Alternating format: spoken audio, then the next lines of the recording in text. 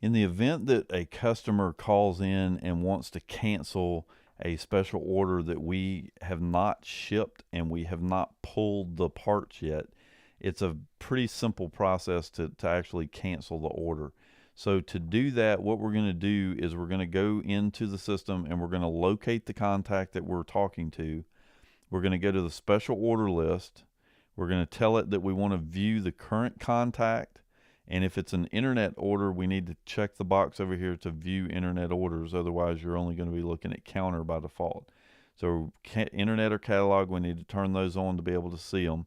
And only in that situation, when you're viewing the current contact, can you actually click to cancel the orders. Now, to cancel an order, all you're going to do is select the X here, put in how many of these items you're going to cancel, select the next button, because we do not have to process these one at a time. We can do them all at once. So we're going to go ahead and cancel these 3 items. And then once we get those set, if we change our mind, we can hit the never mind button and it'll undo that particular one. Once we get all of the parts that we're planning to cancel set in here and the quantities filled in, the next thing we're going to do is come down here to the bottom, enter in if we're going to charge a restocking fee, and tell it to process the cancellation. Now, at the point that you have processed this cancellation, Lizzie is going to bring up a payment form. It's basically a deposit of what we're going to do to give this person their money back. It depends on your situation as to whether you're going to go ahead and credit the credit card back, or whether we're going to create a credit for the customer in the accounts receivable so that we can use that credit later on another order.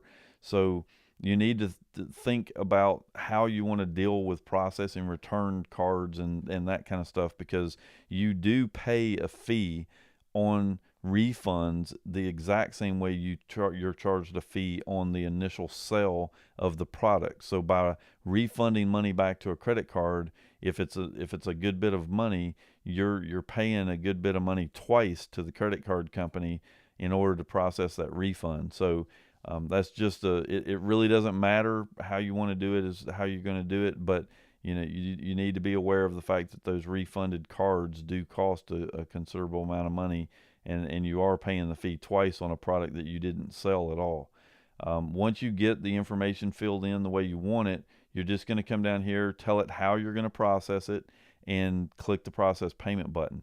Now, having said that, right now, as soon as we hit the process button over on the schedule on the special order list, Lizzie has already created a credit on this customer's AR for the amounts that it needed to do. And right now you can see that it's charged $135 plus a $750 for shipping on this particular customer on that order that we just canceled.